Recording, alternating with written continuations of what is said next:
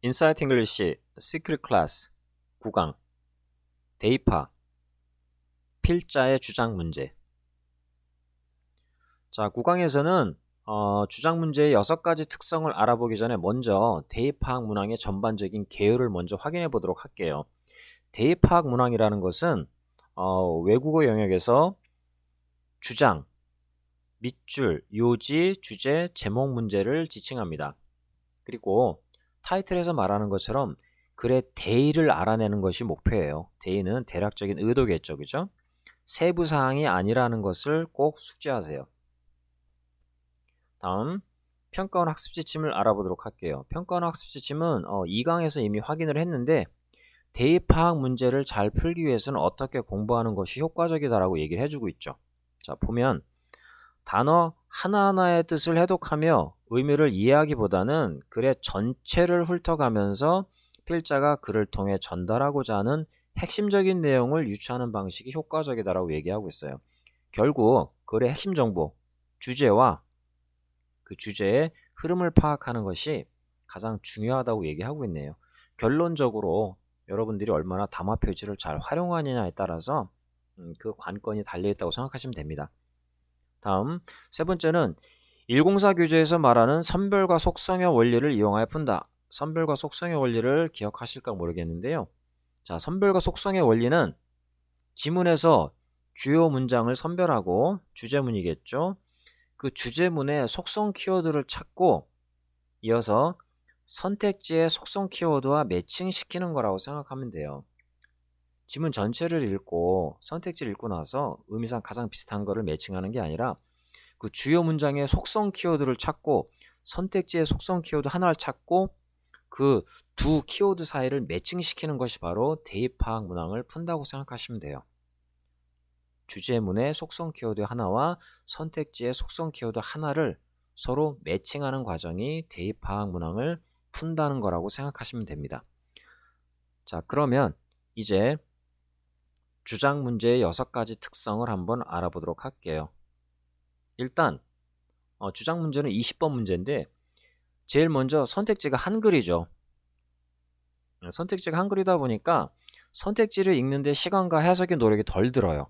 그렇겠죠, 뭐 한글로 돼 있으니까요. 다음, 주제문을 찾으시면 그 주제문이 바로 그대로 해석된 선택지가 바로 정답이 돼요.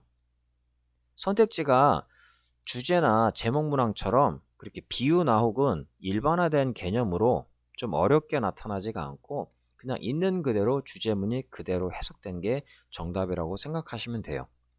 다음, 공통 키워드를 빨리 찾아야 된다. 일단 한글이니까 빨리 찾을 수 있겠죠.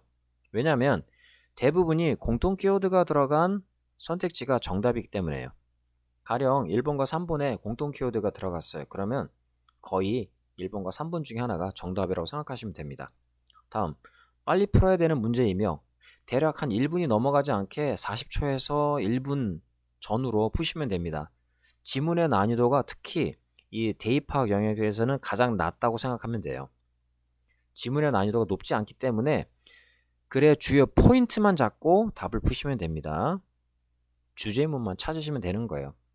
그리고 필자의 의도가, 여기서 필자의 의도는 주제겠죠. 대부분 지문의 중후반부에 등장을 하고 전반부가 아니라 중후반부에 의무, have to나 must나 should, 그리고 명령, 동사 원형, 뭐뭐 해라 이런 문장이겠죠.